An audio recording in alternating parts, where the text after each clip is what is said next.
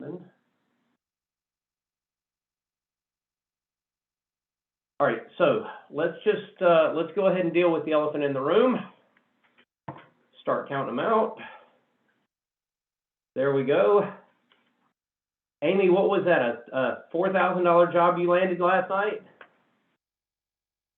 It was 38. I gave him a discount because we were opening.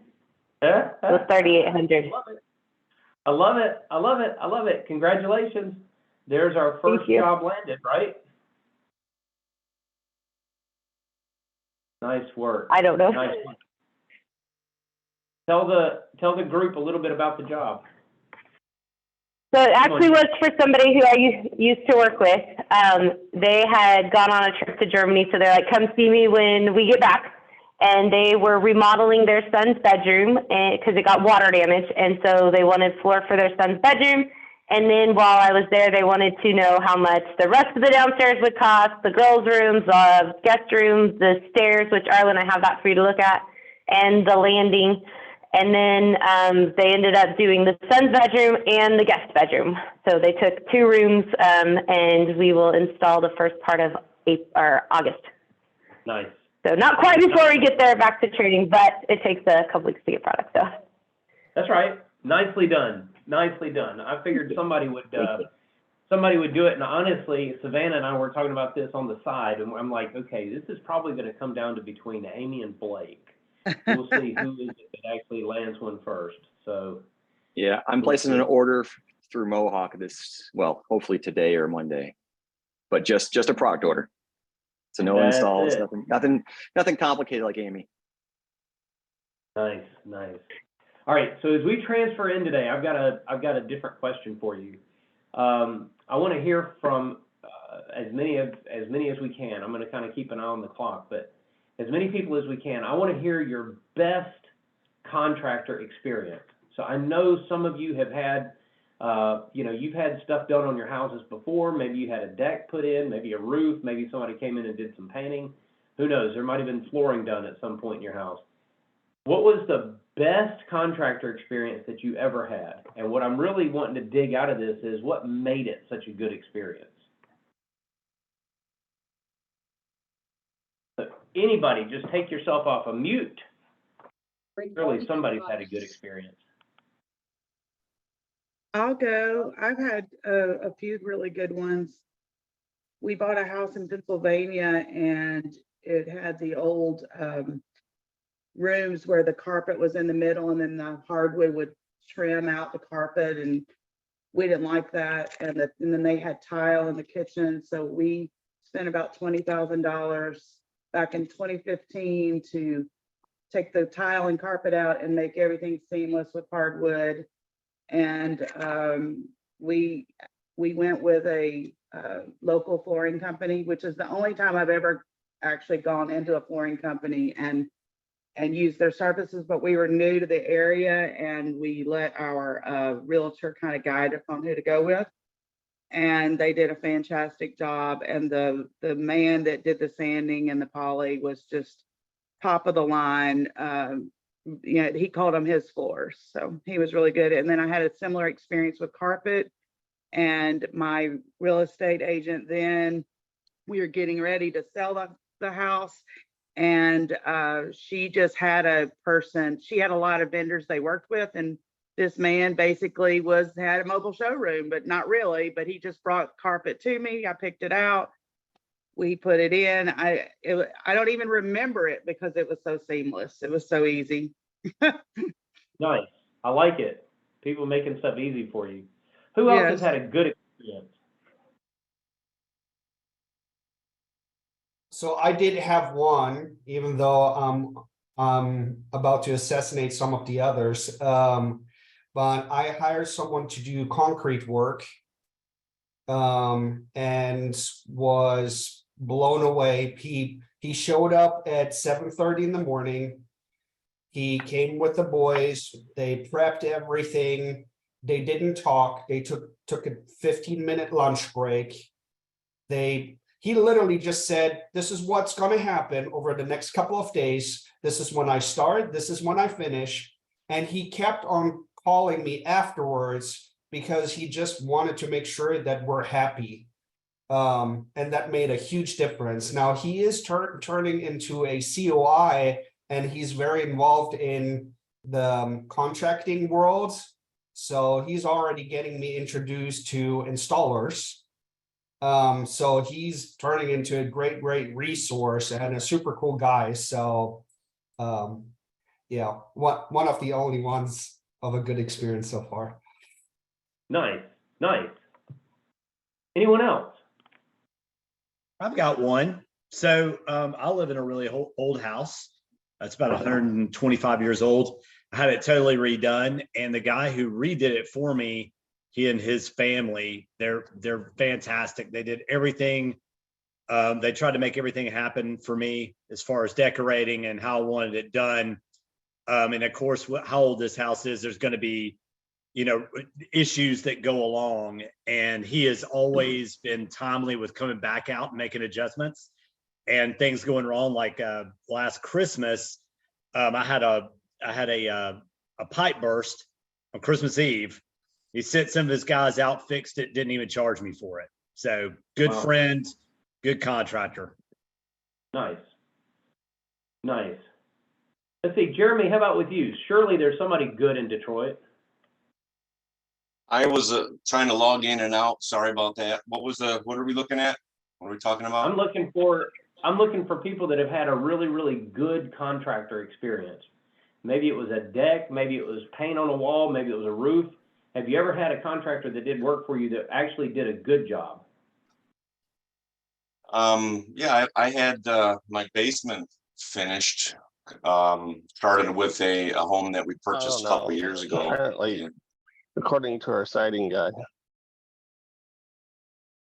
What's that? Go ahead, Jeremy. Yeah, we had our house here, so somebody talking. I don't know what that, but anyways, yeah, I've had a lot of good contractor connections. Like I had my basement completely, it worked out really, really well. They did exactly what was expected, and I ended up giving them more than they had asked for because the process went really smooth. They came in, they cleaned up after themselves. They were just very courteous and cautious. So yeah, I've had a couple good ones. I just recently had my garage floor coated and very professional. They came in, cleaned up, had dust masked, made sure everything was great. So I think that when you have contractors over that really follow through on their word and give you that special hands-on white glove service, it goes a long way. Nice. Well, Nice. we've had, Arlen, we had several patios and things done, and we had one we lived in Colorado, and they did just such a fantastic job. And every day you could go out there and there was no dust, there was no anything. They cleaned up, every night. They made sure that they didn't create any problems. We had dogs, they had, they were great, which we're having one done now, and I can say it's exactly the opposite. So I can appreciate the dust free and how careful they were to keep everything clean. Nice. All right, there's a 316 number that's here. Is that somebody's phone? Who's 316? Oh, Amy, all right, cool, good. Gotcha. I don't know what happened. I dialed in at the same time I was calling in, and for some reason it put me in as the phone and the computer. So I don't know what happened. No problem. Don't worry about it. All right, so now let me twist this the other direction. These are a lot more fun anyway. What is your worst contractor experience? And I know everybody's got one of these. Come on, Amy. We had a guy take out a window and install a sliding glass door, and he left like an inch of putty on the side of it that I had to go in and sand it down and clean it. It was awful. And then he actually puttied the painter's tape into the wall. So I had to pull that off and refix the wall. And these are professional people. They build houses. And it was awful. He did not communicate well. I was awful. It was the worst thing ever. Right, And I'm still waiting on my shutters from the guy who replaced my siding a year ago. All right, so I'm gonna mark that down as, incompetence and lack of communication. Nice, all right. Another one, who else has had a rough contractor experience? I went back to Pennsylvania when I moved there. I hired a guy that was referred by that flooring guy that called him his floors. And this kid was from Brazil and he ended up graduating in the United States, and he was just a sweet, sweet guy. I really became friends with him. He did all the painting for me. And then he started doing other things. He hung Christmas lights for me. He was going to replace my my shutters, and he sent me all the options for the shutters. He sent me pictures, and when he came back to take down my Christmas lights, he told me he'd ordered the shutters. Told me they were $900, so I went in and gave him a check, and he was going to come back and install them, and he took off. Oh, And I no. could not believe it. Yep. And he took off to start a music career and never heard from him since. I tried to get the money back, but he left the state. So that was my only time of getting ripped off. And it was Wow. for someone I trusted. Wow. Yeah. All right, someone else. Who else has had a rough contractor experience? I know there's hundreds of these out there.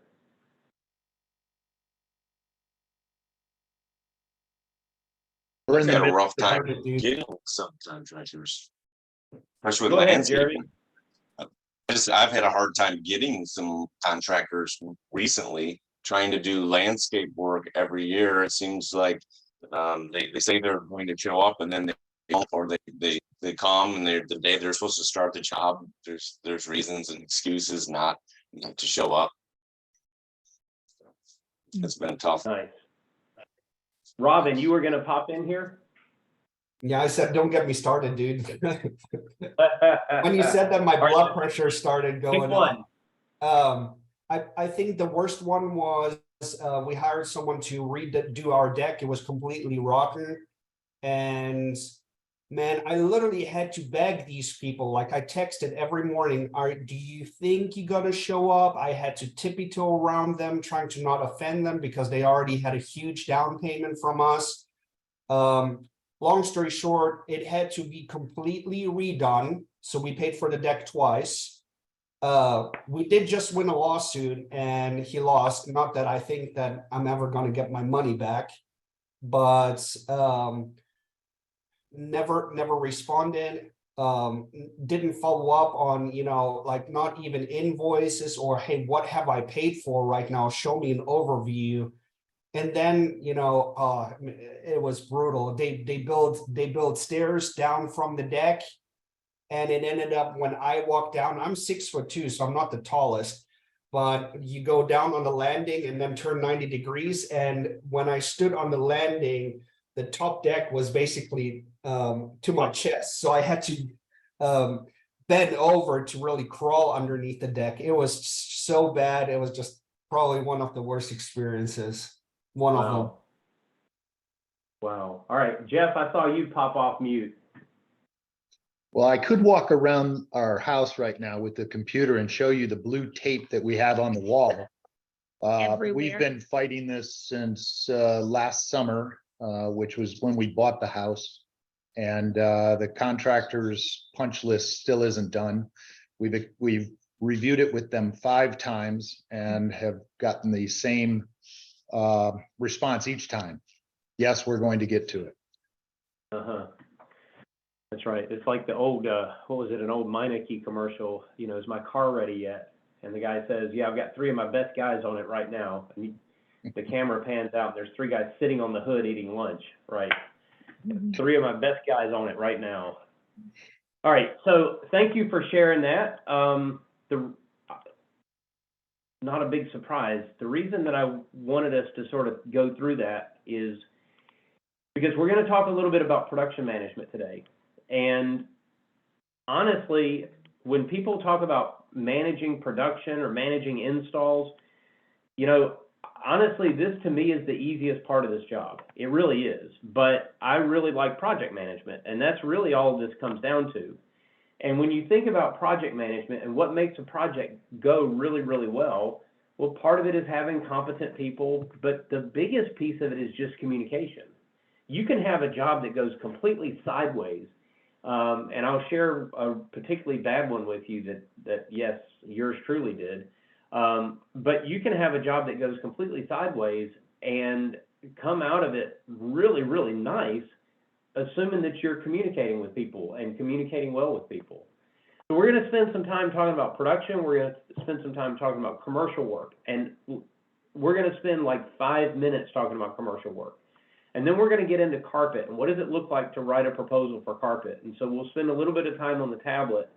Up until now, everything we've done, luxury vinyl plank, hardwoods, everything we've done so far, laminates, has been all about square footage. And when we get into carpet, now we're going to add the complexity of seams. And how do I know where seams are going to go in the space? So we talk about production management, and this is not the only time we're going to talk about this. As a matter of fact, right now, we're not even going to get into everything with production. Today, we're going to spend most of our time talking about what do we need to do before we get the business started. At launch, when we're together in Atlanta, we're going to get into what does it mean to write a work order? What does it mean to actually manage the project through? We're going to get into those details at launch. And frankly, the reason that I wait to do it then is because I know if we go through it now, it doesn't stick. I mean, because you haven't landed a job yet. And even when we do it at launch, it's still not going to stick until you land a job and then you call me and say, okay, what do I do now? And it's just part of I don't know why, it's just part of the learning process. So that's okay. So today we're going to spend time talking about installers. Where do we find them? How do we interview them? I'm going to show you where there's a lot of resources on 411. At launch, we're going to get into work orders. After launch, we're going to get into how do you order materials and how do you manage installers and establish some consistency. So let me ask the group, what do you guys think? What types of installers are you going to need? So if you were to think about your workforce, these are the people I need to make sure that I have. What are the types of installers that you know that you need? Installers. You mean that like can carpet? all types of flooring. I actually found that I found a lot of guys that can do like the hard surfaces, but there's not like the carpet guys are harder to find. So anyway, yeah. And that's regional, by the way. That is regional. Okay. So yeah, you need carpet, the hard surface guys. What else? Tile is a hard surface, but that one seems to be a specialty that people are either really good or really bad. Sure. So I'll throw this list up here. So for sure, you're going to have to find a carpet installer. And yes, in some parts of the country and some parts of Canada, it's easier to find those than others, for sure. But that's the case with any of these. I think, generally speaking, the hardest one to find these days is sheet vinyl, because there's not a lot of people that are buying sheet vinyl. And so it's making it, installers just, they're not getting into that, right? The easy ones to find right now are the luxury vinyl plank people, because they're all over the place. I mean, everybody's buying luxury vinyl plank. You're going to need a carpet person. You're going to need somebody that can do hardwood. And if they can do hardwood, they can likely do any bamboo or cork that you come across. That's all different types of hardwood. More than likely, your hardwood person will also be able to do laminate. They'll probably be able to do luxury vinyl. Normally, it's your carpet guy that ends up doing sheet vinyl. Anybody know why I would say that the carpet guy and the sheet vinyl guy might be the same person? Because they have to deal with seams. Yeah, they have to be able to match up patterns and deal with seams, okay? And then you're probably going to have a tile person. And again, that's going to be regional as well. You're not going to see as much tile in the Northeast. And, Jonathan, you might get a tile floor in a kitchen or a bathroom once in a while, but you're not going to get a ton of tile. On the other hand, if you're in the Southwest, I mean, Michael, that's about all you're going to, you're going to have people asking for tile all the time, right? So that's going to be very important for you. You probably aren't going to have as much in the way of hardwood. I mean, you'll have it, but it won't be nearly as much. And then you'll need somebody on speed dial to be able to do sand and refinish work. So when I look at this, how many crews do you feel like you need to get started with your business? I'd say four or five. All right, so John says 4 or 5. Give me more information about that. Why would you say 4 or 5? Well, because, you know, contractors, good ones are usually really busy, right? So you don't want to get stuck where you've got one crew and you've got a job that's pending and they can't get to it for 6 weeks. Okay, good. All right. I like that. Yep, you want to have some redundancy built in. So if I'm looking at this, I've got a carpet guy, and my carpet guy can probably do the sheet vinyl, so that's one crew or one person. Might be a person and a helper, but that's one crew.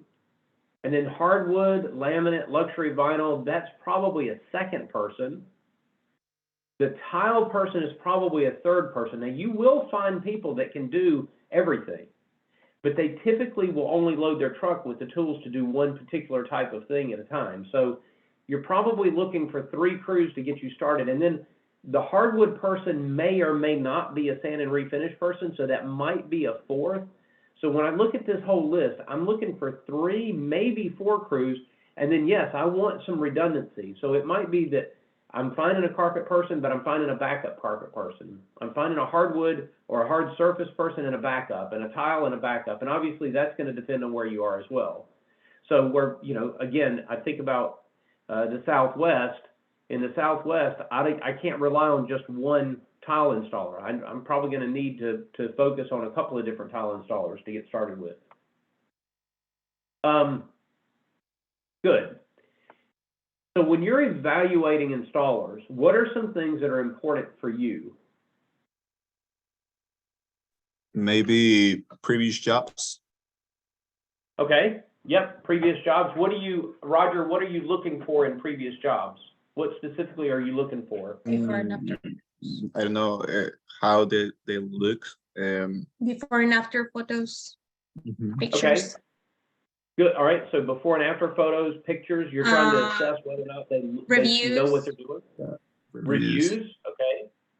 And also, I was speaking with Roger about that, and that actually his values matches ours. You know, the part of being punctual, respectful,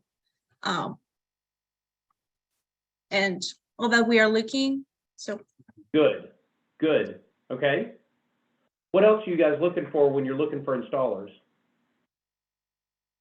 I just interviewed one and we had a really good conversation just about wanting to do the right thing for the customer and doing the job the way they'd want it done for them and not cutting corners, and just really evaluating how what their attitude is about their work and their pride in their work. Nice. Okay. What else? And that's going along with aligning of what you all talked about aligning our, what we see and how we want to do business, and they align with us. Absolutely. Good. What else is important to you when you're looking for an installer? I don't know Cost. if this is in other areas, but Vegas, we have a really hard time. We get good quality workers. We have guys that knows how to do the job, but the hardest thing is getting them to show up. Okay. Yep. Are they going to be punctual? Are they going to actually show up? Good. Good. Blake? I said cost. Okay. Cost of their Yep, services, I mean, making that sure could be it's a it's profitable. Okay. I think we'll want to see how they approach the scene. They pull up in a vehicle, the kind of vehicle that they're in, checking to see if it's leaking oil, making sure that they represent the business properly when they come and they go into the home. They're insured. Good. Good. All right. So these are some questions that, this isn't every question. These are some questions that I look for. Okay. So for example, is this somebody that I would want in my house installing my floors? For a lot of reasons, right? Do they do quality work? Do they dress the part? Do they look professional? Now, I want my installers to wear a Floor Coverings International t-shirt. I'm going to give my installers Floor Coverings International t-shirts. I want them branded, okay? But if for some reason they don't have a shirt, their shirt's dirty, whatever, okay, then show up in a Metallica shirt. Don't show up in a Home Depot shirt. I'd much rather that somebody show up in a, their favorite band rather than show up in a competitor shirt, right? And frankly, for the low price of $3 or $4 a piece, you can get really, really cheap t-shirts and throw at them, and they're just going to be happier than anything because they're getting free shirts. But do they look the part? Do they dress the way that you would want them to dress? Are they going to be reliable? John brought this up. Are they going to show up on time or even at all? Are they going to pay attention to detail? I worked with I had several really, really good installers. I got very fortunate. I had some that weren't good, and, we filtered them out, but I ended up with some really, really good installers. And one of my favorite installers was this, he was a guy originally from Honduras named Maheen, and his wife, Julie. And Maheen and Julie, Maheen would install, and while Maheen was installing, Julie was right behind him with a broom. I mean, she was keeping it clean the entire time. And so there was no, we've got to do a big cleanup at the end of the job. The job was always clean. I mean, it was incredible to watch them work. And eventually he sort of taught her how to do some things, and she would do some of the install, but really it just drove her crazy to have a dirty work site. And so as he was installing, she was constantly cleaning right behind him. And you can imagine what that does for your customer when they see that this is the level of work that's going into it. Can you and your customer trust them? Do they have insurance, and can they prove it? I like doing something called a creep test when I'm interviewing installers. Anybody know what a creep test is when I'm interviewing installers? No, Where you but I take can't your wait wife to and you hear. see if she says they're a creep. That's it. That's exactly right. Look, I might be doing a 30-minute. I might be doing a 30-minute interview with this person, and all I got to do is introduce them to my wife, and she can tell me right away if they give a creepy vibe. Because the reality is, if they give a creepy vibe, you know what? They could be the best installer in the world. I don't want them in front of a customer. Now, does that mean that I'll never use them? No, I might use them. I might use them on an empty house. I might use them in rental properties or something when people aren't there, but I'm not going to use them in a house where the installer's got to show up and there's a lady with 2 kids and the husband's gone to work already, and now all of a sudden this woman feels threatened by my installer. Installer's not going to do anything, but do they give off a creepy vibe? So I want to share with you guys some interview questions, and I want to show you where all this is. I don't want to do anything off of my own drive today. I want to show you where all this stuff is. So if you go into Floor 11, and as always, if you go under the dashboard library, okay, so if you're not logged in, I'll let you log in real quick. But I go to the dashboard and the library, and then under your franchise owner's manual, there is an entire folder called Production Management Systems and Tools. An entire folder of Production Management Systems and Tools. So if I click on Production Management Systems and Tools, there's a bunch of stuff that's out here. A lot of stuff that's out here. Up here in this first subdirectory, the only subdirectory, there's a subdirectory called Installer Hiring and Resources. So I'm just going to go in that. So to catch everybody up, I went from the dashboard library and then franchise owner's manual, production management systems, and then installer hiring. Okay, so here we are. And I want to pull down for you guys this installer interview form. I'm going to open up this installer interview form.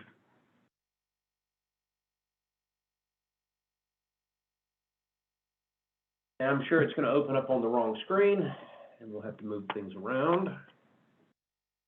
It normally works.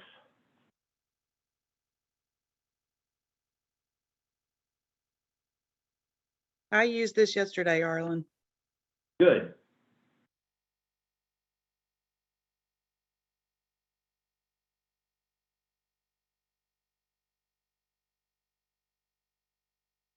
All right.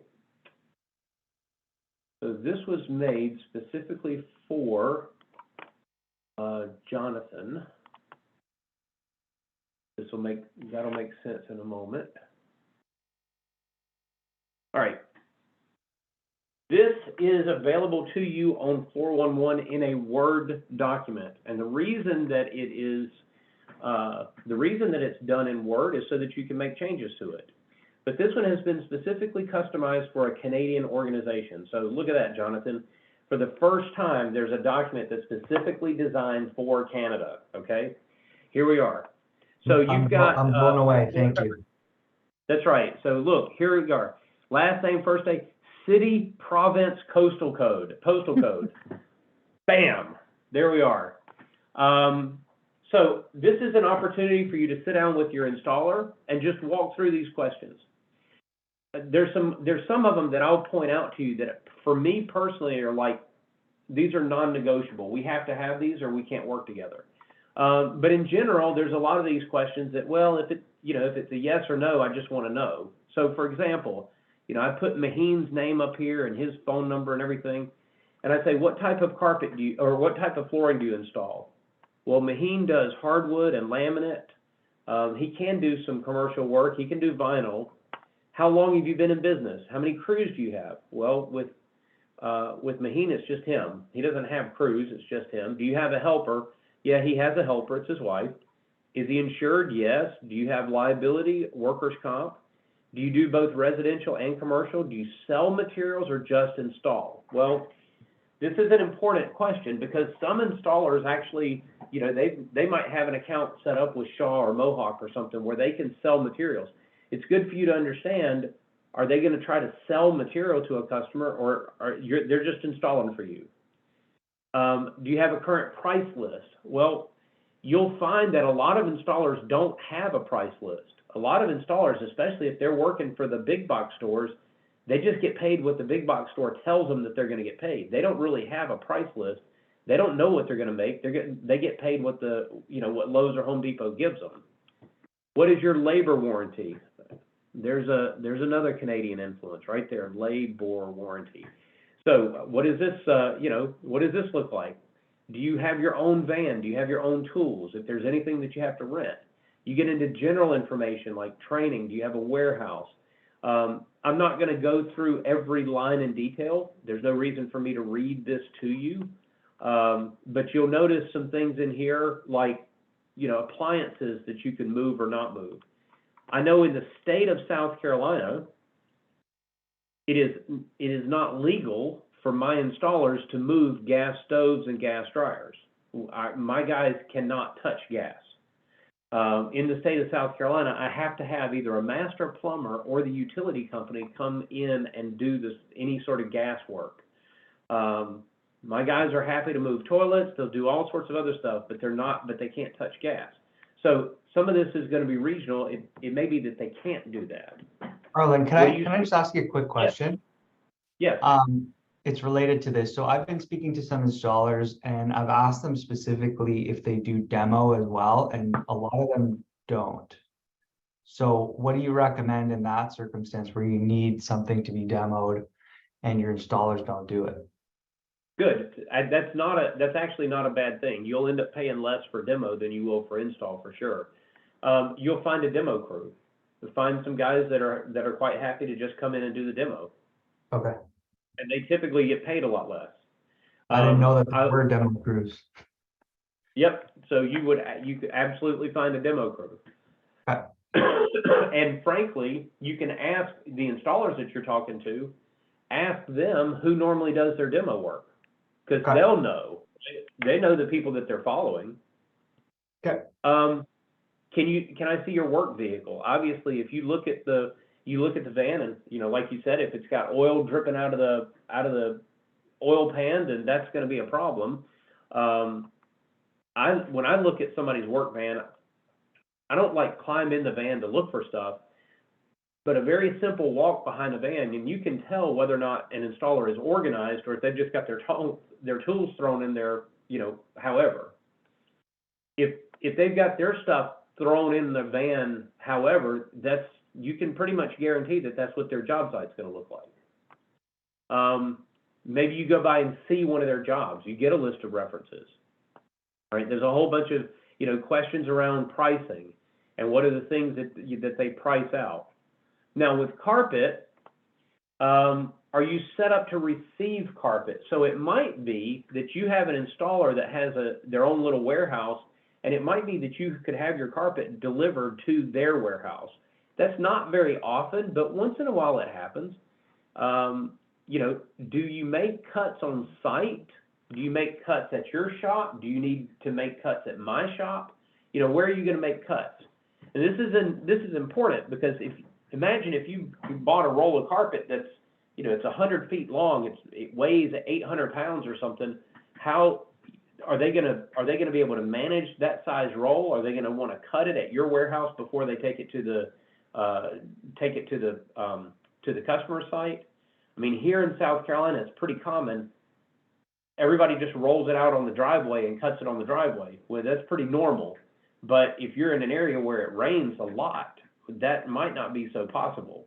So where is it, you know, the Coolmans up in Northwest Michigan, I don't know what you're going to do 8 months out of the year when there's snow on the ground. I mean, that's just, you know, you're going to have to, where is this stuff going to get cut? So it's important to have that conversation with your installer.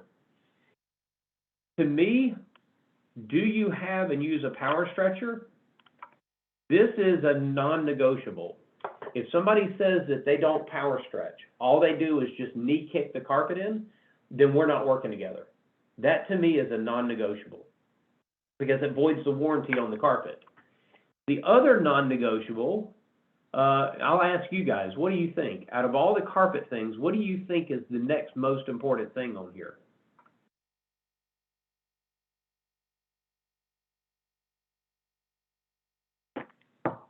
Do you seal your seam? That's a good one, but that's actually not my next most important one. Will you vacuum? Yeah. That is my next most important thing. Now, think through this. Why do you think that is my next most important thing? Because the first time you vacuum the carpet, it pulls up all kinds of crap. That's it. It's not about, I mean, yes, I want the customer to walk into a room where it's vacuumed and it looks nice, but that's really not what we're looking for. Occasionally, you'll get a carpet where, you know, there's just one fiber that's sticking up, right? One fiber that's just sticking up in the middle. Okay, well, that's easy enough to fix. Your installer walks over there with a pair of scissors and trims it. But if the installer has left and now the customer is vacuuming it for the first time and they've got a piece that's sticking up, you know, depending on your customer, now they're coming back to you saying this is a defective carpet and they want it removed. Okay, so this is a big, big deal. I want to make sure that the installer is vacuuming. And it's a big enough deal for me that if they say, no, I don't have a vacuum, all right, I'm going to Kohl's and I'm buying you a $150 vacuum to put in your van. If you're going to work for me, you're going to vacuum. I mean, it's part of the deal. Vinyl. So can you do hard and soft? In other words, can you do rigid and glue down? Do you do vinyl tile? Are you comfortable with embossing level? This is just a typo. That doesn't have anything to do with Canada. Can you do flash coving? All right, that's good. How about hardwood? Do you sand and finish floors? Do you install pre-finish? Do you cut door jambs, right? So all these things, tile. And again, you have this in a Word document so that, well, you can change things like, can you do flash coving? You can fix that. You can make this for the U.S. instead of provinces. We can talk about states and we can spell labor however you want to spell labor. That's all fine. But the whole point of giving this to you in a Word document is so that you can add or remove things the way that you need to. As you interview installers and you get a chance to figure out what's important to you, you can make those priority judgments. Any questions about this interview form? I was looking at the Fall Marlin, and in the Vegas area, a lot of these are no from the installers. They're not going to be no warranty. They walk off the job, they're done.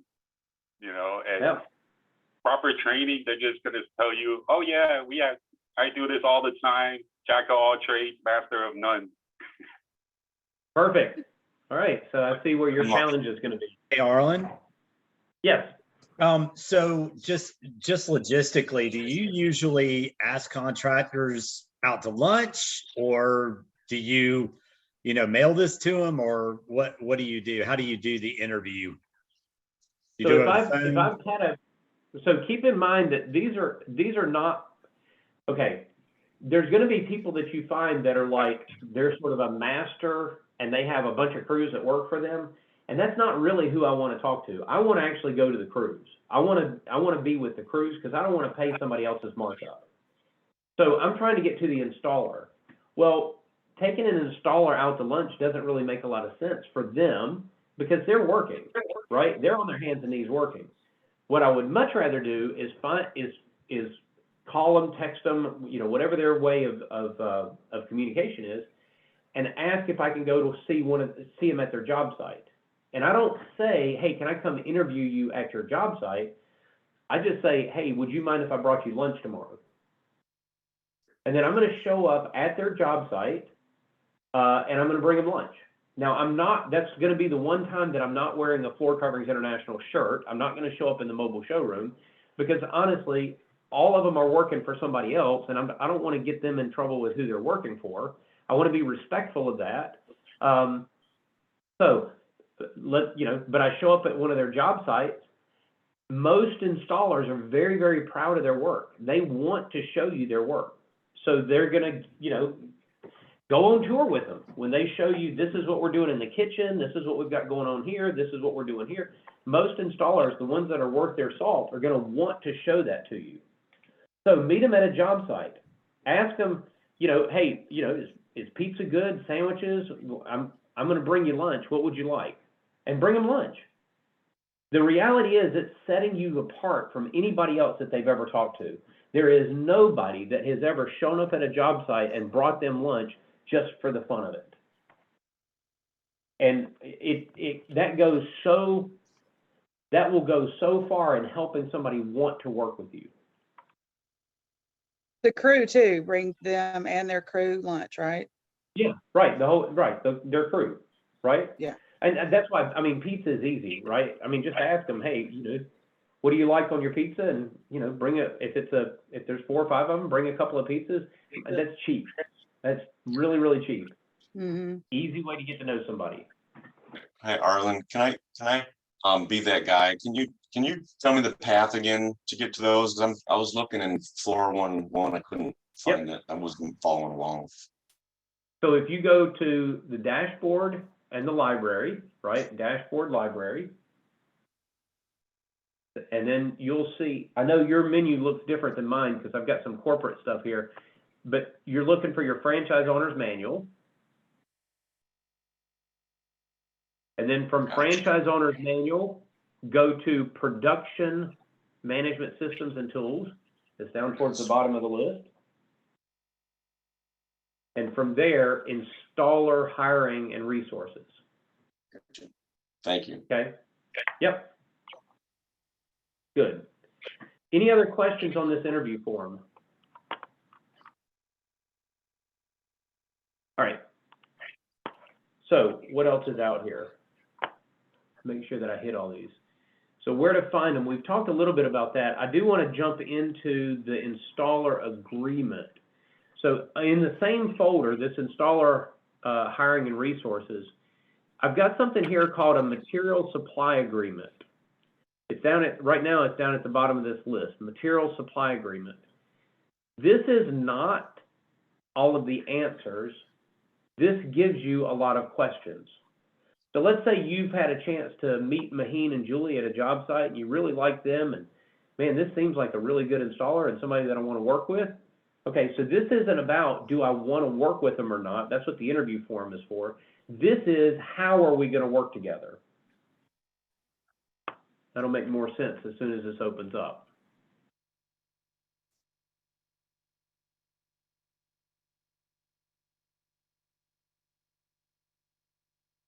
In that same folder, material supply agreement. Why is this taking so long today?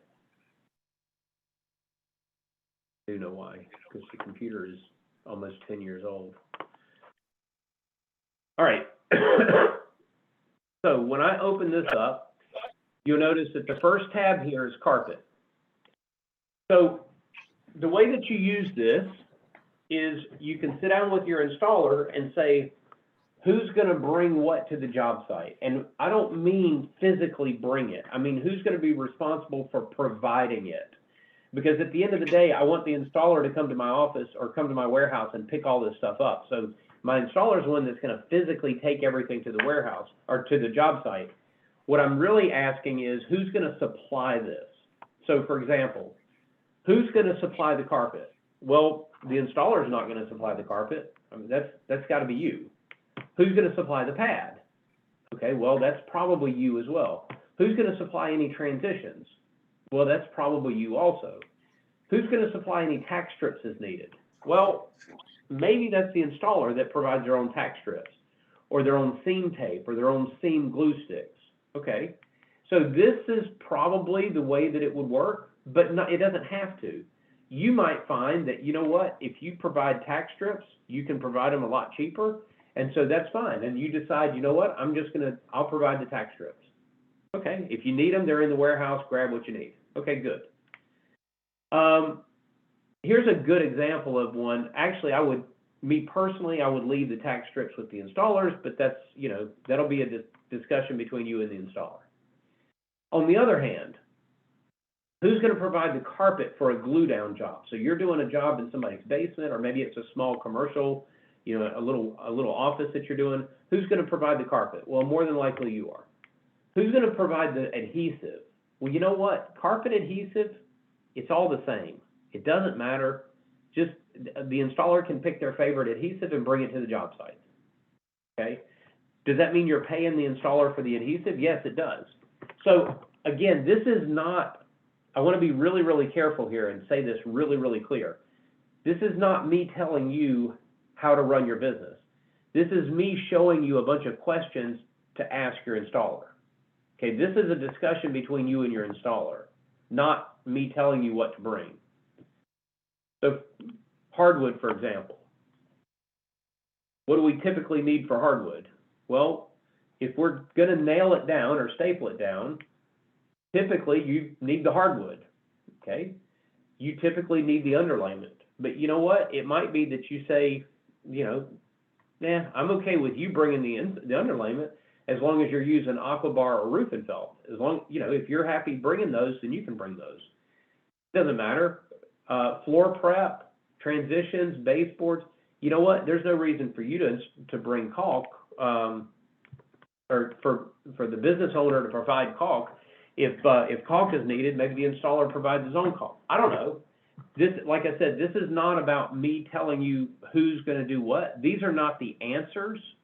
These are the questions. So this gives you that opportunity. And again, this isn't part of the interview process as much as it is, okay, now I've got a hardwood job for you to do. Who's gonna make sure that we have this at the job site? You've got a tab for tile.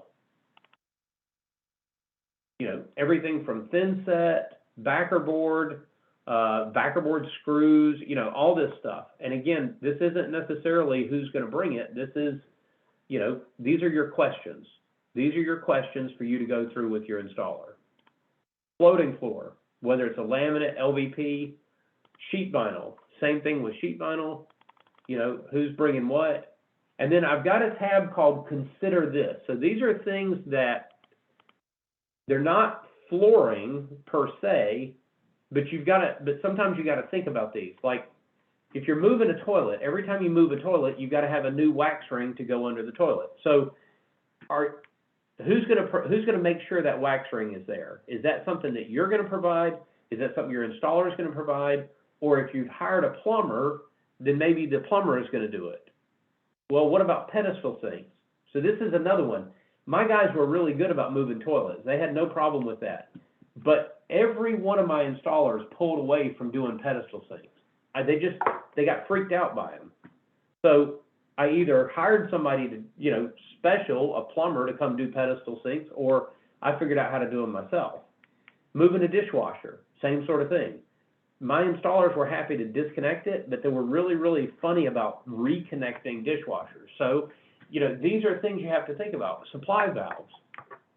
That pesky little valve that shuts off the water to the toilet?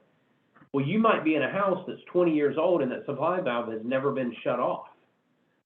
So if a supply valve ends up needing to be changed, is that something your installer can do, or is that something the plumber's going to have to do? Moving gas, moving pianos, moving pool tables, you can add to the list. Moving aquariums, grandfather clocks, whatever. So add to this list. Who's going to do it? This is just, again, this isn't to give you all the answers. This is to help give you a bunch of questions to ask. So questions about this sheet, about any of this? I have a question about when they supply nails, or do they, or any of the other materials, do they build that into their installation labor price? So normally, let's just move this over here. So normally, things like caulk and nails and that sort of stuff, normally that's stuff that they're going to provide, and it's just going to be rolled up into their labor price. Okay. That's the normal thing. But tile's a good one to pick on. Let's say that they're going to go by and pick up the backer board. They're going to pick up the thin set. They're going to pick up the grout. Okay, in that case, it may be that you're paying the installer above and beyond their labor rate. You're paying them for those materials. But those are materials that you charge the customer for separately as well. So Arlen, I do have a question, and it might be a legal question. In Kansas, those pieces are taxable and the labor is not. If they roll that into the labor and then I don't tax it, who's responsible for the sales tax? Well, you charge the customer sales tax for it, so I suspect that you're paying sales tax. I didn't, if it's labor, because if I put it as the labor line, that's not taxable, but materials are. So if they roll it to me in a labor line and I charge it to the customer as the labor line, and the tax man comes looking for a head to chop, whose head's chopping? Yeah, that's a good question, but it's probably not one you're going to ever deal with. Okay. I'm not trying to skirt it, but let's say, for example, nails. I mean, is the tax man going to look for tax on those nails? No, because the installer already paid tax on those nails. If he went to Home Depot and bought nails, he paid tax on those nails. Okay. Right? So what about underlayment? Well, again, if he went to the Home Depot and bought underlayment, he paid tax on that. Okay. You get into tile, so what about backer board? Okay, honestly, the same answer. If he went to Home Depot and bought backer board, he probably paid tax on it. You're more than likely, because backer board is going to show up as a separate line on your proposal, the risk is probably not that you didn't pay enough tax, but that the state of Kansas made out and got paid twice for that tax. Because you charged the customer for that as a material, which means now you're paying the state tax on that, but then the installer went to Home Depot and bought it and they paid tax there. And so the state of Kansas is probably not going to look really, really close because they just got paid twice. Okay. Good to know. Thanks. Good. Any other questions? All right, so let's move on from here. There's a lot of other documents here that I'm not going to open them all up, There is a contractor agreement. If you'd like to use it, you can. You don't have to, but this is a sample agreement that you can use with installers. There is a document here on how to find installers and hiring installers, and this is where I store that labor survey that we've already gone through. So you've got some installer resources here, so that I don't get too far off track. Good. There's some other contractors that you will probably end up needing. At some point, and it won't be every time, but at some point, you're going to end up needing a general construction contractor. So one day, you're going to walk into a bathroom, or you're going to walk into a kitchen, and that kitchen, the ice maker has been leaking for 6 years and nobody knew it. And now the damage is so bad that there's a floor joist that has to be replaced. Okay, well, that's not going to be you or your installers. That's going to be a GC. So that's not going to happen very often, but you're going to want to have a GC that you know. It's probably somebody that you found in your B&I group that you can call on from time to time. An electrician. Once again, it's not something that you're going to need very often, but you might run into a house where somebody has outlets in the floor. You know, somebody's got a big, large, open living room and they've got outlets on the floor next to the couch. If all you're doing is putting flooring around those outlets, you probably don't need an electrician. But if the customer talks about, well, I want to get rid of that outlet or I want to add an outlet, obviously that's something that an electrician's going to need. For those of you that are in the cold states, every so often you're going to get asked to do a heated floor. Well, you start talking about heated floors and for sure electricians are going to be involved. So Michael, Roger, Alondra, you'll never have to touch a heated floor. It's just not going to happen. On the other hand, if you're, you know, Jeff and Blake and Jonathan, for sure, you're probably touching a heated floor. Plumbers. At some point, you'll need a plumber. You're going to need a painter. At some point, you're going to need a finish carpenter, for sure. You're doing stairs that have, you know, a big handrail and balusters and all kinds of crazy stuff. At some point, you're going to need a finished carpenter to get some work done. When it comes to actually doing the job, I want to take the whole production piece and I want to split it into two pieces. There's the piece that's the back office, and this is normally managed by your office manager, and then there's the stuff that happens at the job site. I've already shown you where this stuff is. So when it comes to ordering product, I'm not going to go into a ton of detail today. We're going to go into more detail later. The only thing that I'm going to say today is when you do start ordering product, before you pick up the phone and call a vendor, just have your stuff organized. Know what product and quantities, know what it is. You get on the phone with one of the Shaw representatives, the customer service people that are there to take your order, or you're calling AHF or one of their distributors. You know what? Those people are really, really nice. And they're going to help you as long as you've got your stuff there. You start telling them, oh, wait, that's on another piece of paper. That's out in my truck. Let me go get it. You know, they don't have time for that. You call them back, right? So just have your stuff together when you call them. We went through this when we were in pre-launch together, right? We went through how this works when we were in pre-launch together. If you haven't set this up yet, I would encourage you to go ahead and get this set up. It doesn't have to be this specific type of folder, but I've given you in this slideshow now, I've given you all the labels and what those things mean, as well as a picture of that scheduling board that we saw in the office. And I don't really care if you use a whiteboard to do this or if you use the Excel sheet. It doesn't matter to me, but you have to have some way to be able to manage, you know, dates and you know, where people are going to be. So for example, I know that Samuel is supposed to do the Adams job on the 12th, and then Samuel has got another job on the 22nd for Nelson. Hugo, we've got the Brady job on the 14th. Rachel's got Pace from the 18th through the 21st. You can do the same thing in Excel. Doesn't matter to me. And I will show you. So if I go back to the production management folder,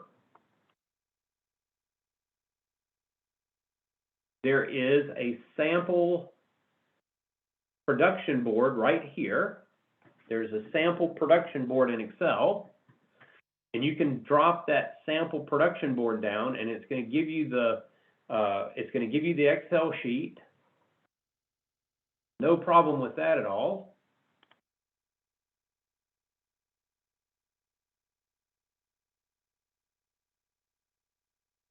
And for right now, all I would say is just make a decision. Do you want to use a whiteboard, or are you happy using Excel? And you know what? If you're happy using Excel, then go ahead and download this and have it where your office manager can get to it. And if you're going to use a whiteboard, then go ahead and get that set up before launch, so it's not something that you're spending time doing after you've launched the business.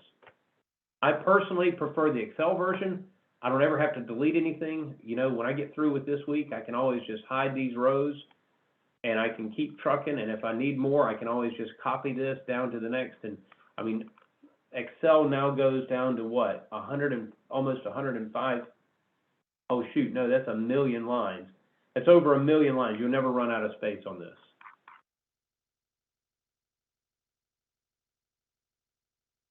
Questions on the folder, the file folders, or on the scheduling board? Not the last time we'll see this by any stretch, but I want to make sure that this part's clear right now.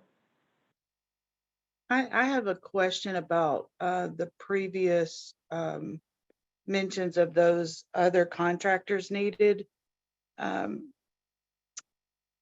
I'm sure you'll go over it with us later, but any of the costs that they're going to contribute to the job, and I know about it beforehand, it'll be reflective in the proposal, but also there's going to be times that things will come up and then I have to contact them in the middle of it, and then that gets added, correct? Depends on what it is. There's going to be some Right. things that, just to be really blunt, there's going to be some things that you end up eating. Okay. Because, you know, you should have seen it, but you didn't see it. Okay. Okay. But a lot of times, let's take a supply valve on a toilet.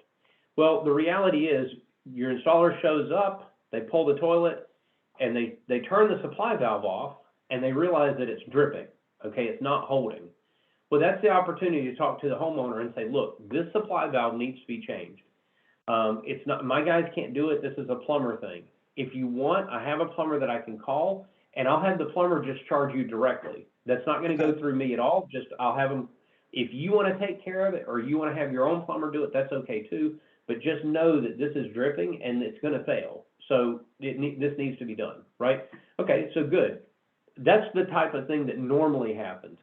Painters, you will eventually get to the point where you start adding things like, we're going to paint your baseboards for you. No, you're not going to get into the painting business, but you'll have a painter on call that can come and paint trim for you, right?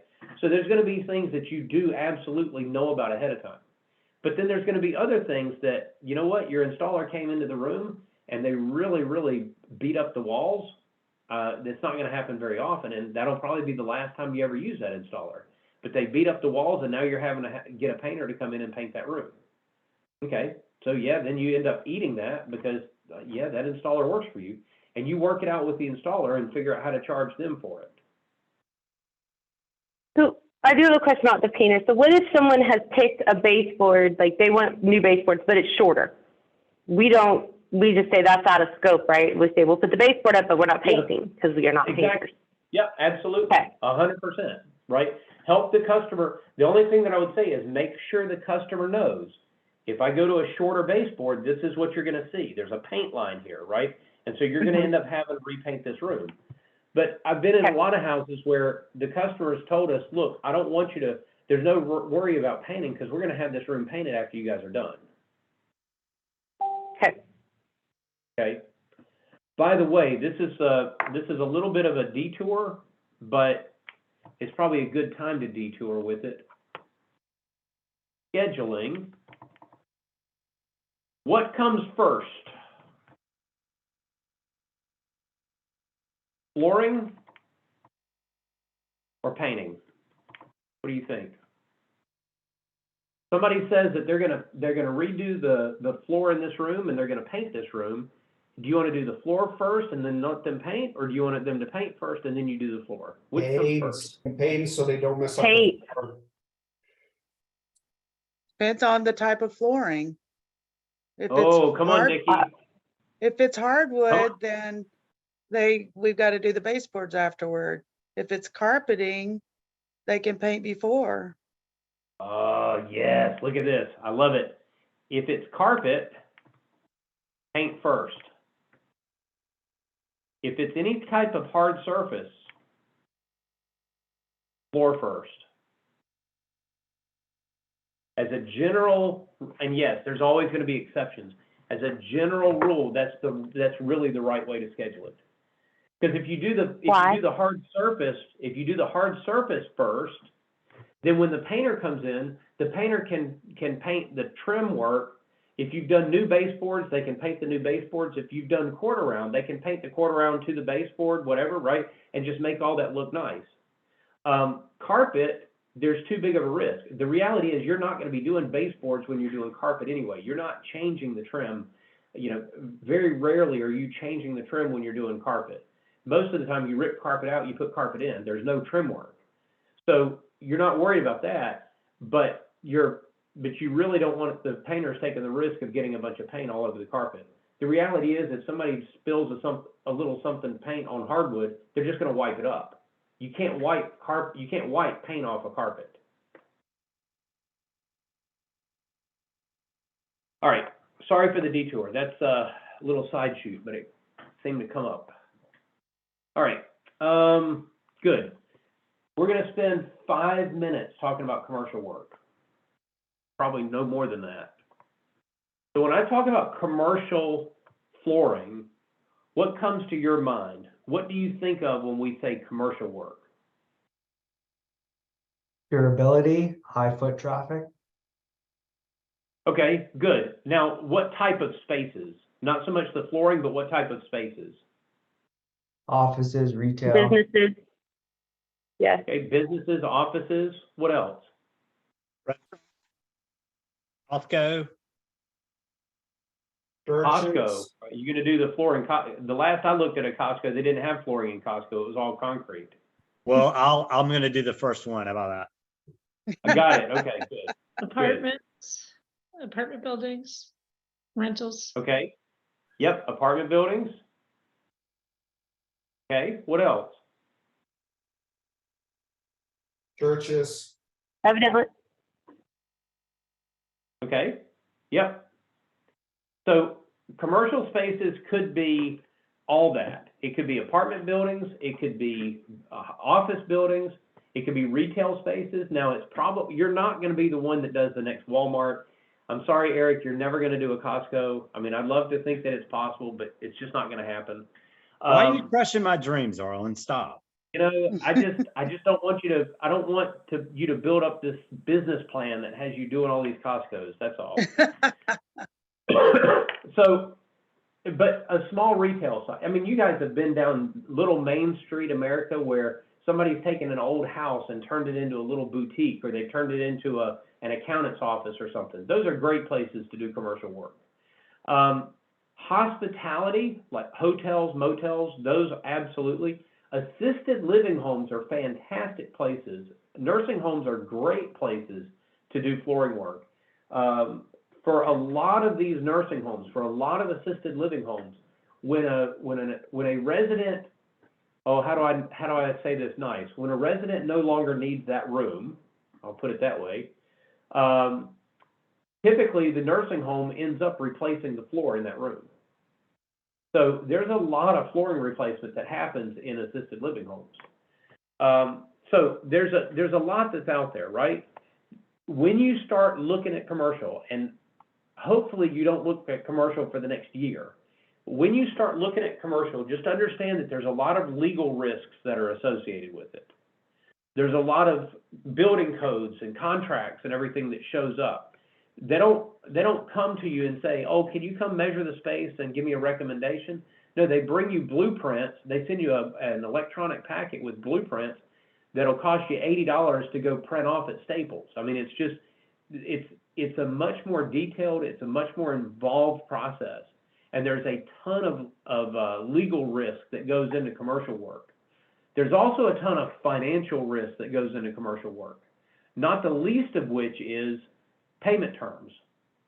So it's very normal for your residential customers on the day the job is finished that you're standing there with your hand out to get a credit card or to get a check for somebody to pay for it. You are expecting your residential customers to pay for the job when it's finished, not 2 weeks after, not 6 months after, the day that it's finished. Commercial work, on the other hand, commercial terms might be net 30 days. They might be net 60 days. I've seen contractors that want to push everybody out to net 90 days. So that means that you end up having to be able to float a commercial job for 90 days. I'd venture to guess that most of the people on this call are not ready to float commercial work for that long. And these end up being bigger jobs. So imagine, if you will, you've got an $80,000 commercial job, but you're not going to see a penny of it for, who knows, 90 days after the job is finished. And you're floating that.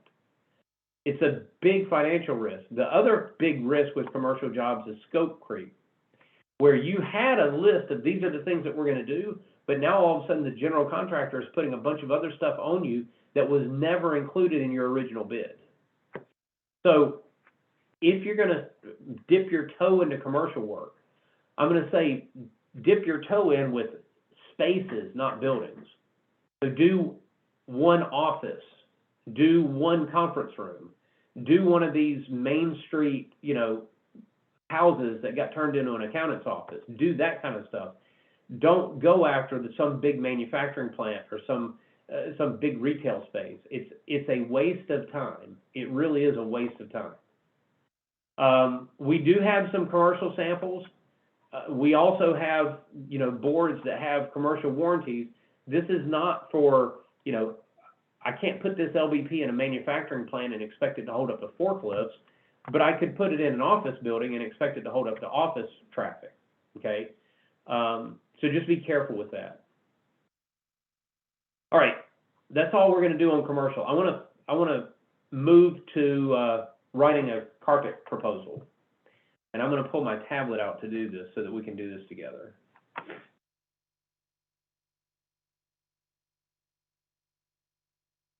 All right.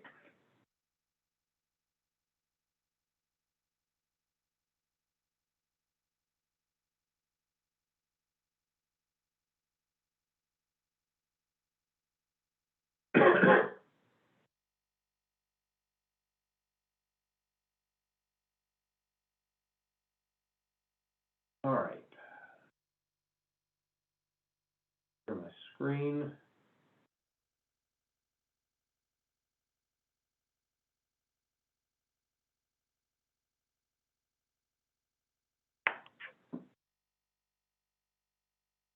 By the way, I do hope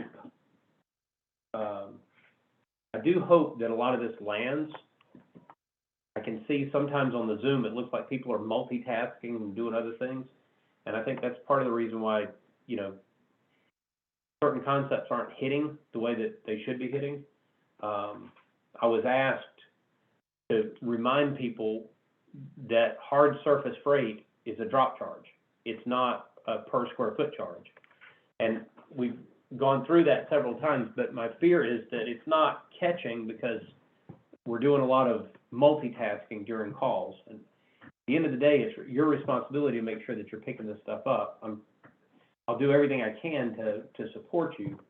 So let's jump into the tablet, and I'm going to go into InspireNet. I'm just going to create a training task. This should be old hat by now. And if I click on training to open this up, I'm just going to make a simple drawing. I'm going to skip ahead and make I'll make a couple of rooms here. I'm not that terribly concerned about the size. Let's make this like 13.5 by 14. I'll just call this a bedroom. I can put a door in, and that's fine. And I'll make a couple of bedrooms here. We can make this one a little smaller.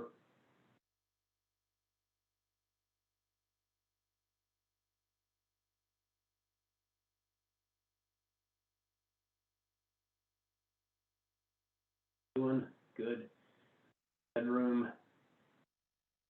We put a door in there, that room as well, that's fine. Who knows, maybe we'll make a little hallway. Maybe this is, I don't know, maybe it's 20 feet long and 4 feet wide. We can call this a hallway. And, all right, so this is it, simple space. Space info, I'm just gonna accept the defaults. We're gonna remove carpet, the standard furniture move, the subfloor is plywood, that's fine. I'm just gonna leave it like that so that I can get to, oh, what did I do? I missed a room. Good. All right, so now let's go in here and let's put some carpet in these rooms. So I've got 3 rooms. And if I select all 3 of these rooms and hit set install info, pick my product type, I'm gonna pick carpet. It's a standard install. You'll notice I have the ability to pick things like it's a Berber carpet or specialty, or it's a glue down, okay? No, this is just a standard install. If there was a pattern, I would need to tell the system that there was a pattern. Now we're gonna come back around a second time and we're gonna do this pattern. For right now, I'm gonna leave pattern, there is no pattern, this is just solid. Underlayment, so obviously this is pulling from your local price, from your mobile accessories and labor price list. Memory foam, standard carpet cushion, rebond with a moisture barrier. Which one is it? I'm gonna leave this as a memory foam for now. You'll notice that by default, trim work is none, because most of the time when you're doing carpet, you know, more than likely the carpet is stuffed underneath the baseboards, and you're not gonna move those baseboards. You're just gonna remove the carpet and put the new carpet under the existing baseboard. So this is normal that you would have no trim work to do.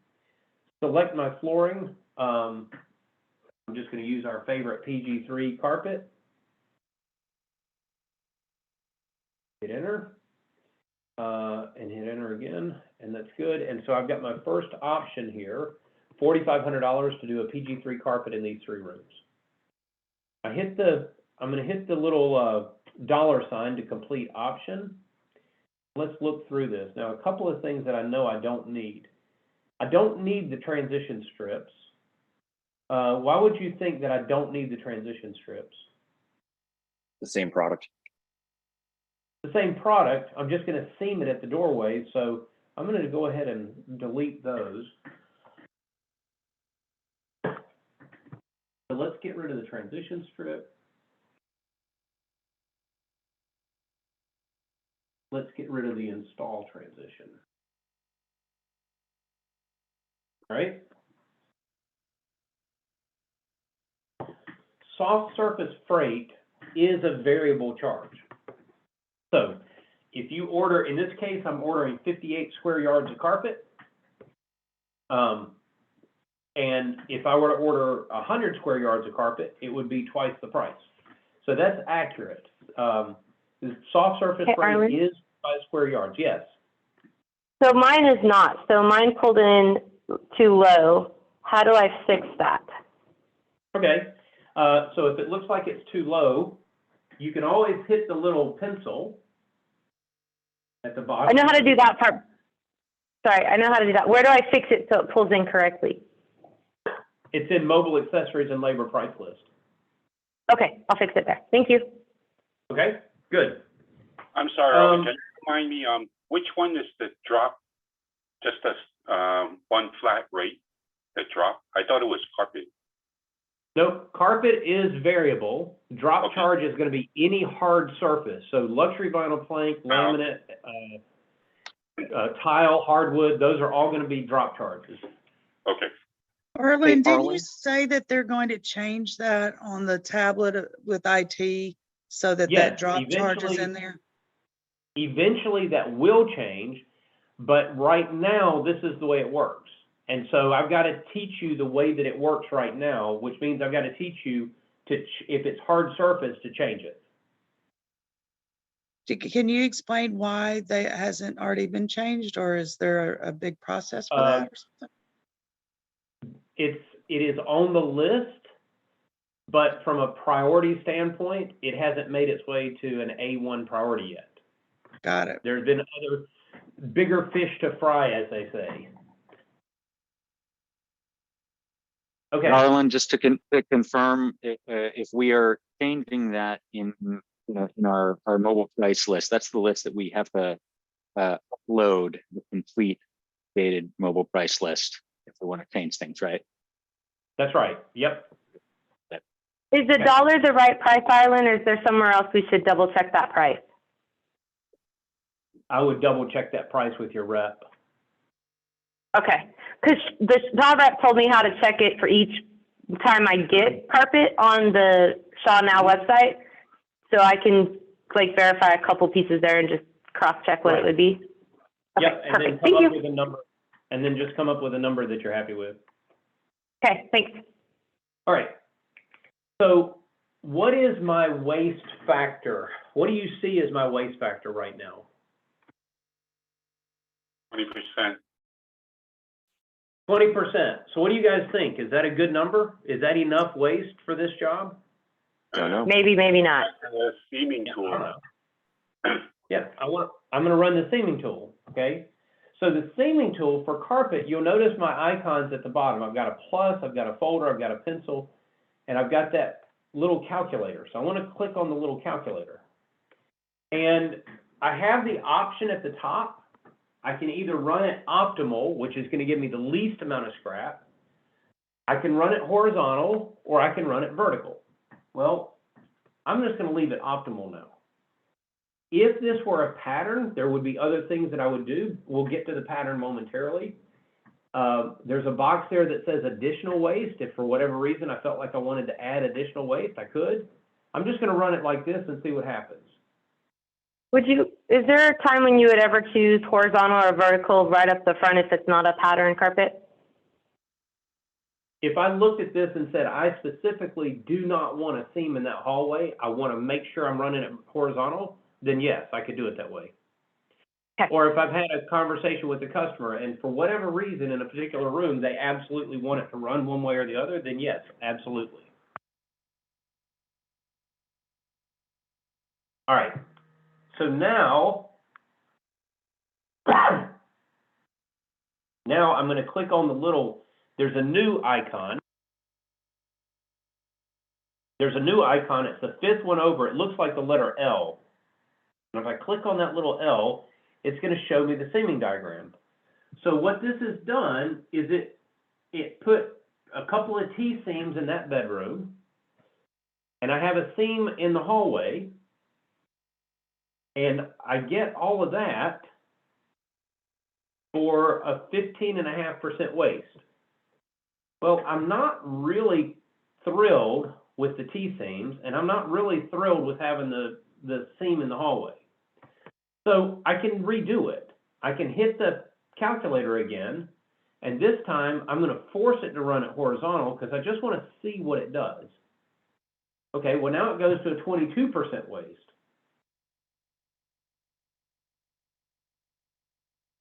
But the seaming is a lot better. So what do you think? Which is the right way to do it in this case? The less seams, the better, so I would run it the horizontal. Yeah. And your hall's going to have a lot of traffic. Correct. So let's just see from the customer's perspective, I can do it with no seams in the hallway. If I force this to run it horizontal, I'd be at $4,543. So $4,543. Let's rerun it the other way. Let's force it to go vertical. What was the original number? 45.43. All right, so what do you think? $250 to not have to deal with the seam in the hallway? I don't know. Sounds good. Worth it. I think it's worth it. Okay, I think it's worth it for sure. Your installer will thank you too. Yeah, the installer will thank me. I mean, everything, right? So I would personally, I'd probably stick to running this one in this particular case. And, every one of them is going to be different because the geometry is going to be different. But I think in this case, I would probably stick to this horizontal one and price the job out this way. and Hey, tell Arlen, the have you customer. thought, yeah, Go ahead. have you calculated the labor time savings of not having to do with those additional T seams? I have not. Normally, you don't get into that level of detail with your installer anyway. Most of the time, Okay. your installer is just going to charge you for the number of square yards. You That's know, right. Unless you start giving them a bunch of crazy seams, you're not paying different for different seams. Arlen, I have experience with installers.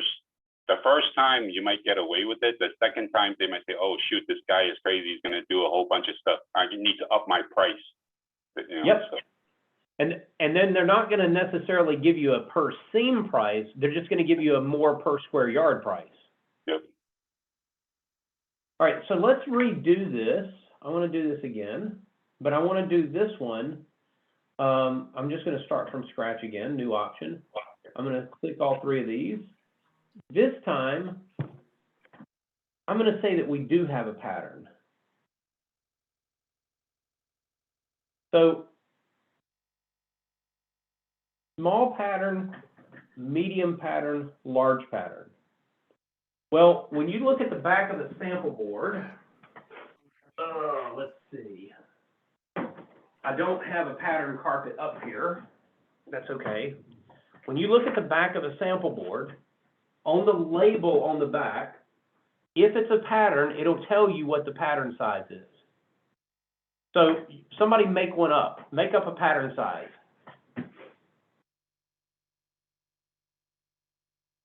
How big of a pattern do you have? Small. 6 inches. All right, so let's say, Amy, let's say it's 6 inches vertically and horizontally, how wide is the pattern? 12. Good, all right. So I have a 6 by 12 pattern, okay, 6 by 12. So if I take 6 inches and add it to 12 inches, and I know this doesn't make any sense, that's okay. This is just to give us a rough number. 6 inches, a 6 by 12 pattern. So it's 6 inches one way and 12 the next. 6 plus 12.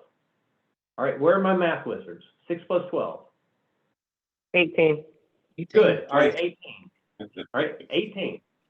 So when I look at this, would I consider that a small pattern? Length plus width is less than 12. Well, no, 18 is bigger than 12. A medium-sized pattern that my combined length plus width is between 12 and 24.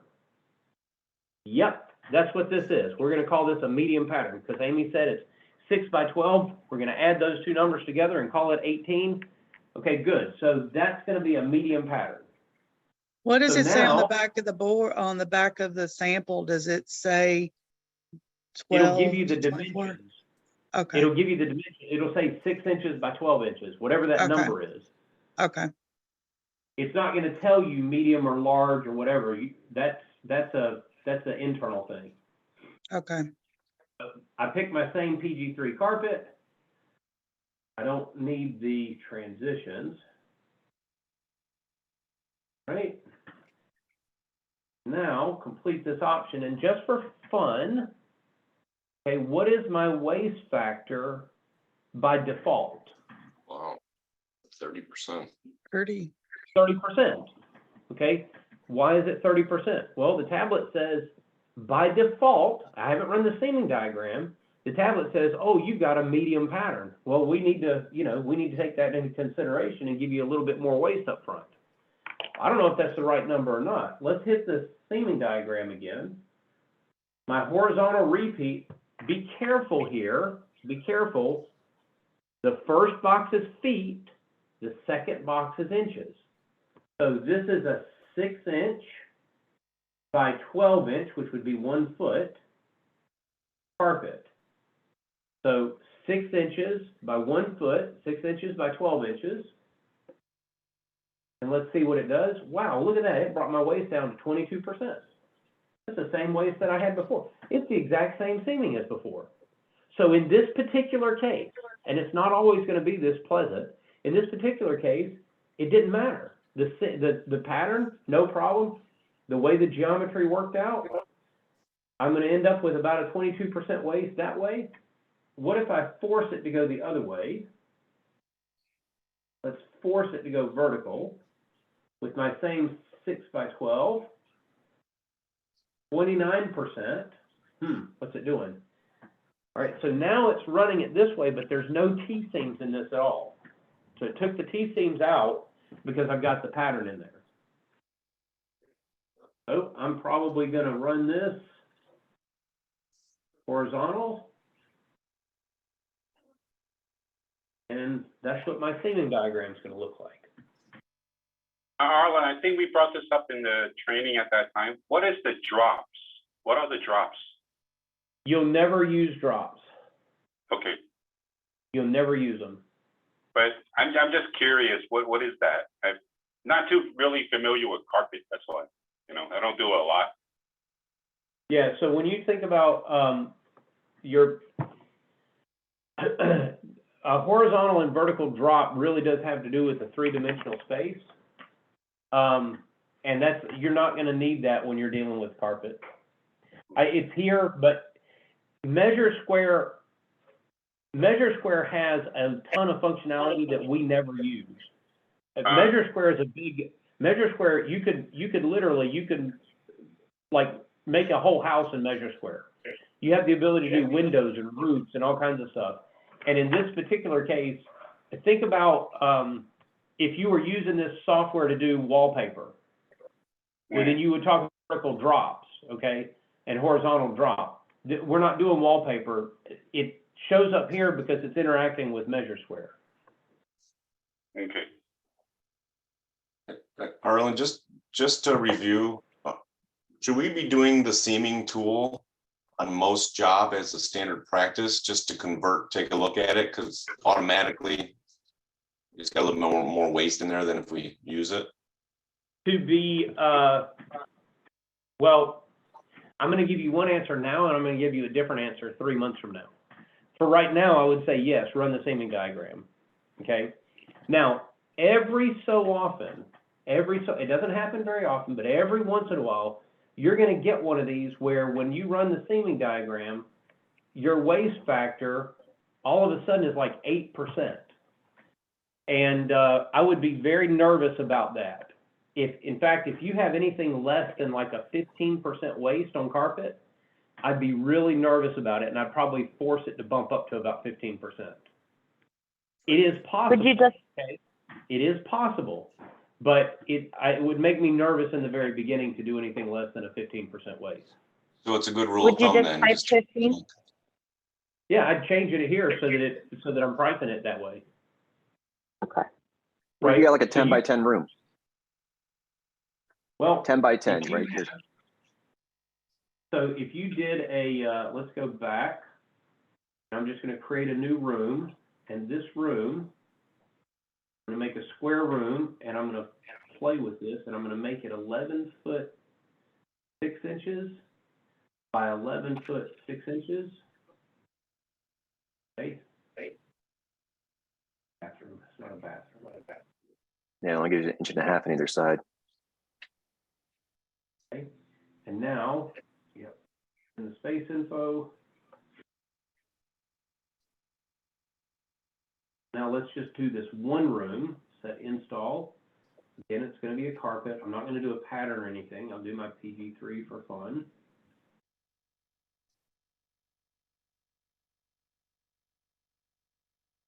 Okay, so by default, I added it, sorry. Added it to the first one. Do this. Install carpet 3.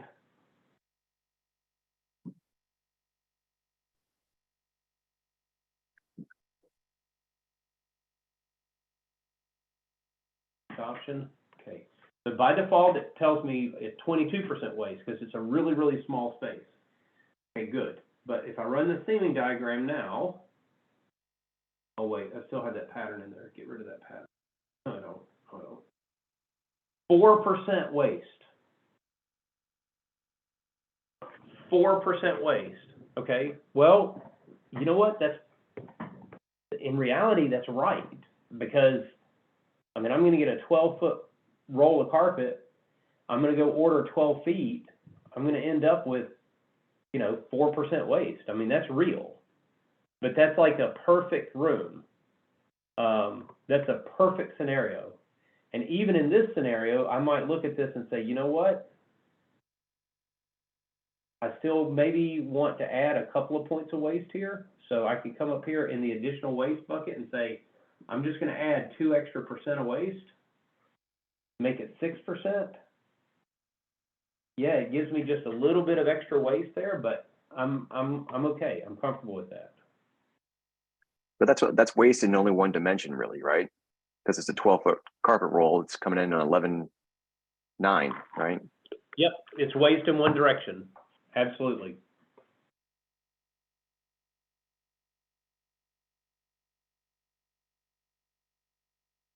Because you And in can't make the reality, carpet any wider.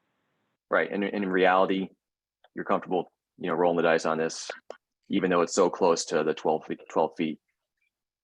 Yeah, I mean, I would, but Okay. like if my design associate, if my DA had landed this job, I look at this and I say, okay, but you didn't include a doorway. I might need an extra couple of inches in that doorway. I'm not gonna order 11'9", I'm gonna order 12 feet. No, I get that. Because then you're going the longer direction towards the doorway. Got it. Yep. I would just All be right, concerned that if a 12-foot roll really can come in at 11 feet 9, do you really have enough space on the other dimension to trust that? Yeah, that's a good point. That's why I drew it at 11.6. Yeah, okay.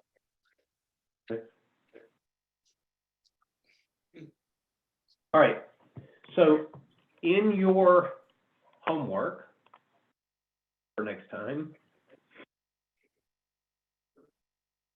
you will be asked to write a carpet proposal.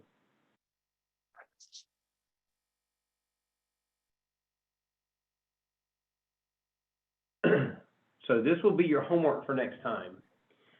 You're gonna find a friend or family member. I want you to write a minimum of 2 rooms and the stairs. So you're gonna add stairs to this carpet proposal as well. You can, if you're doing it for somebody like for real, then by all means put in the right carpet. But if not, then it's okay. Just use a PG3. That's fine. I do want you to create your customer in Salesforce so that I can go back and look at it afterwards. You're not necessarily trying to sell a job, although we've got a couple of jobs sold already, so it's all good.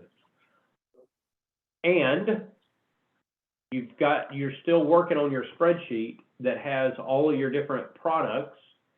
Now it's time to pull all of your carpet samples out, make sure they're in the van, and go through the spreadsheet and add to, you've done LVP, you've done hardwood, you've done laminate. Now's the time to unbox all that stuff and go through your carpet samples and finish out the spreadsheet with all your carpet samples. Next week. So if you miss today, here's your code word for the day. Don't go for the one. If you miss today, here's your code word. Next week, you're going to have Ron on Tuesday from 12 to 2, and he's going to dive into Salesforce details with you. Now, you guys all saw the note that I am out next week, right? This is key because I am like really out. I will not have my phone. I will not have my laptop. I will not have GroupMe. I will have nothing. So I get on a plane tomorrow morning. I'm gone for 7 days. When I get back, I'll go back and answer as many issues as I can. But Ron is going to watch the GroupMe pretty close next week. So you'll end up getting a lot of your questions answered by him next week. If you need something, by all means, reach out to Ron or Savannah. You can leave me an email, but just know it won't get answered for a week. Arlen, I just wanted to ask, I know the samples inventory spreadsheet, it doesn't have any porcelain tile. It does not. That's correct. It does not. I purposely left the tile out for a couple of reasons. One, tile is very design oriented. You can put on a spreadsheet like that this is a 12 by 24 tile and it looks like stone. But it's not so easy to put together a quick and dirty spreadsheet on something like tile. Tile really does end up being, what does it look like? The other reason that I don't do it is because those of you that are in areas where you end up with a lot of tile, so let's say Florida, Arizona, New Mexico, Nevada, where you end up with a lot of tile, you're probably not going to end up using a lot of tile that's in the mobile showroom. I mean, the Emser tile and the Shaw tile are nice, but my guess is that you'll end up with another supplier, like an Arizona tile, a Florida tile, a Doll tile. Though you will end up with something else. So the tile samples that you've got, they're not bad samples, but to be frank, they're a little bit pricey. Emser is a great tile company, but they're expensive. And so when you're in an area like you're at, you're probably not going to sell a lot of Emser tile unless you're in a high-end home and they're looking for a high-end tile. Most of the people I dealt with, it's mostly always Dell tile. Yep. So it doesn't make sense to me to have you go fill out a spreadsheet on a bunch of stuff that you're not going to use. Okay, makes sense. Thanks, Arlen. Okay. Good. Any other questions? Last minute questions? Anything before we sign off for today? I have one, Arlen, about the ProSource. It said that it requires a membership, and I was just kind of wondering, does that mean we need to join that, or they'll still? You don't have to. Okay. ProSource is, when it comes to what we do, what you could do with ProSource is interesting. In one way, ProSource is a competitor. They sell flooring, right? So, I mean, in one sense, ProSource is a competitor of yours.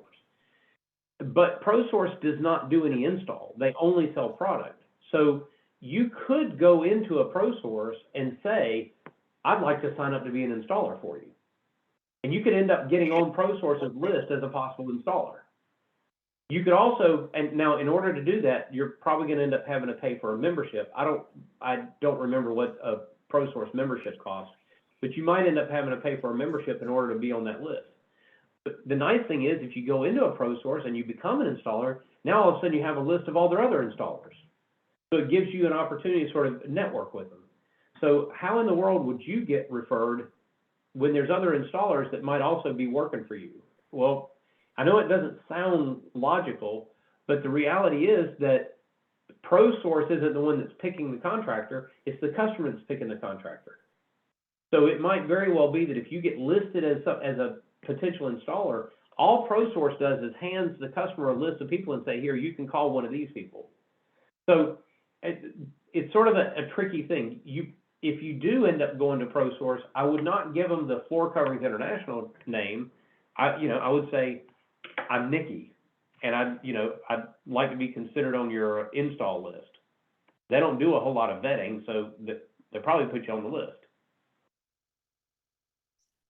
And you did that? I didn't, because there's not a ProSource around me. Oh, okay.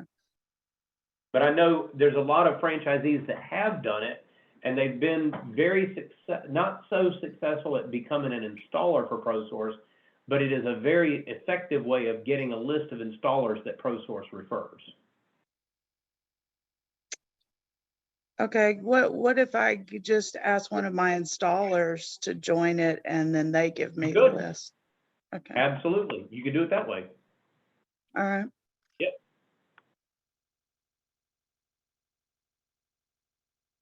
So Arlen, I did have one thing. So we found that we have something in our system where a lot of our Shaw LVP is showing up as dropped, and it's not supposed to. So we reached out to Sean and our Shaw contact, so they're looking at that. So if you see drop next to your thing, you might reach out to your Shaw contact, because about 80% of my LVP list is showing as drop right now.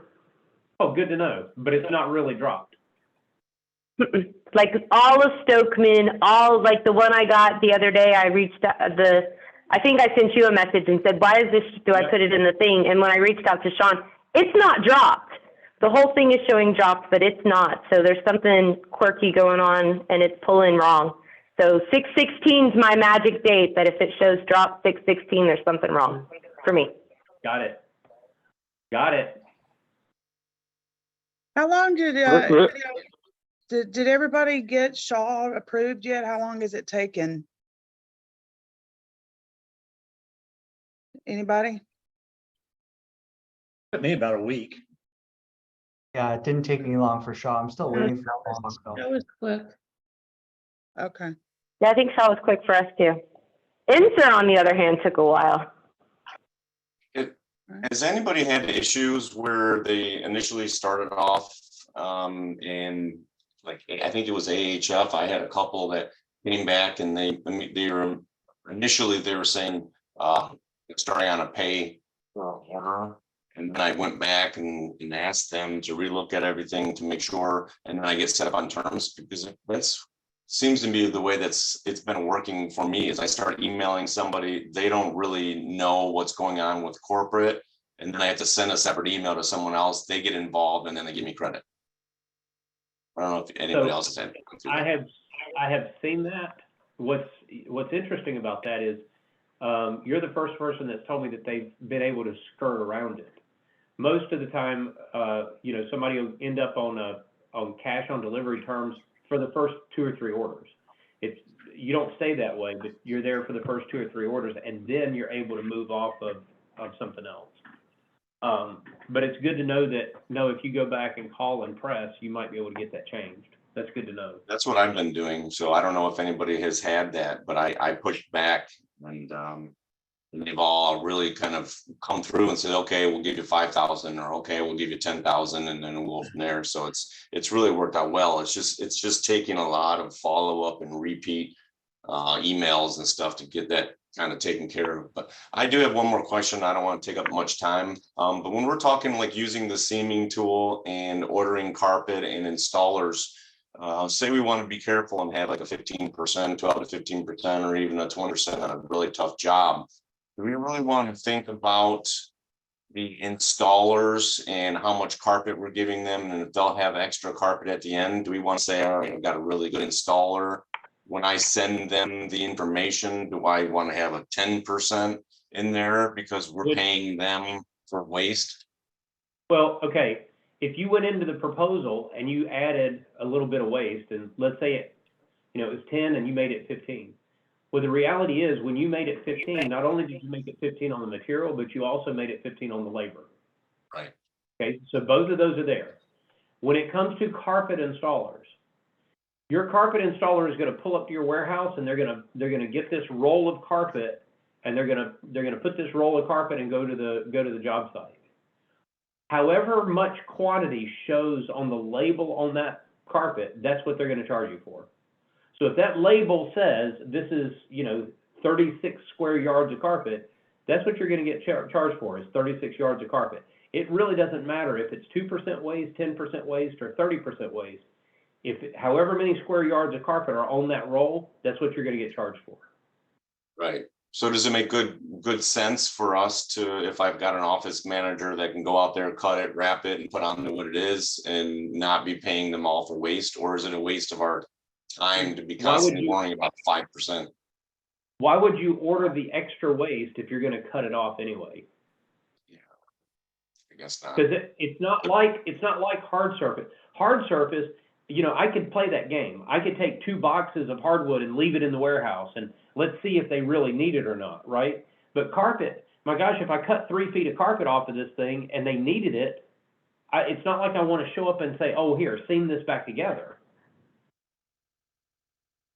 This stuff we probably shouldn't worry about. I heard from a couple installers that I've been walking to and interviewing that they get pretty crafty, and they all end up with extra rolls of carpet and doing side jobs, and maybe we shouldn't even worry about that, and it's getting in the weeds. But I think when you've got enough business that you're worried about extra rolls of carpet, then you can get into that. Right. All right. Can I just confirm real quickly, Arlen? Looks like as of now, both Wednesday and Thursdays initially scheduled meetings for next week are canceled. Does that sound right Yep. to everybody? That is right. What Ron is gonna do is he's gonna take the Tuesday and Thursday content, and he's gonna put Yeah. them together in one meeting On Tuesday. on Tuesday. And the Wednesday content, we're gonna cover on the Monday when I get back, when we have Inspired Sale class, that content is gonna get covered then. So everything is still gonna get covered, it's just gonna get squashed around a little bit. Thanks.